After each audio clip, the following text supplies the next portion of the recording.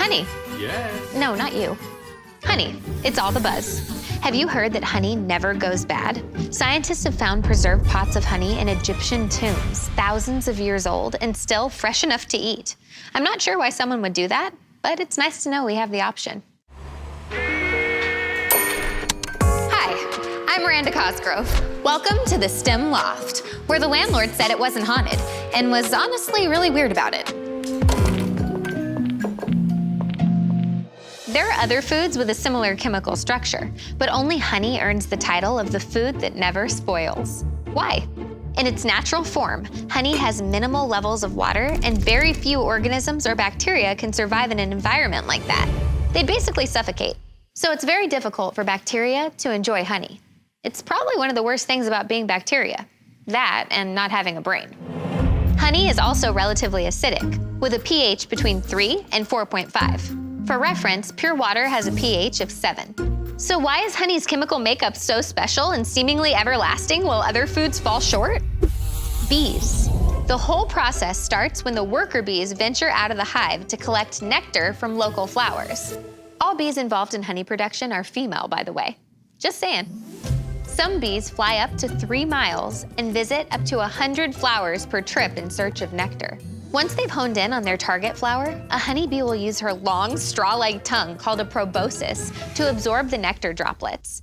When bees extract nectar from flowers, that nectar actually does contain a lot of water, around 60 to 80%. But by the time that nectar enters a bee's stomach, an enzyme called glucose oxidase begins to break it down from the complex sugars to more simple sugars. This process is called inversion and makes it so the nectar is less prone to crystallization.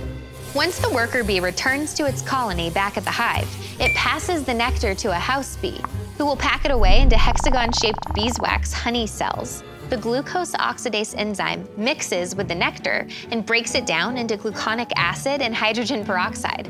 Yes, that same hydrogen peroxide in your first aid kit. So basically, bees are tiny little flying chemistry labs. And they're cute. The perfect animal. To complete the process and turn the nectar into honey, the house bee flaps its wings towards a cell full of regurgitated nectar, creating a warm wind to dry it out. Once it's dried out, voila, we have honey. Honey has been used in medicinal remedies for centuries. The earliest recorded use of medicinal honey was found in Sumerian clay tablets, dated as early as 1900 BC, which listed honey as a main ingredient in 30% of their prescriptions. The ancient Egyptians also turned to honey in times of need, commonly used as an ointment to treat diseases of the skin or eyes.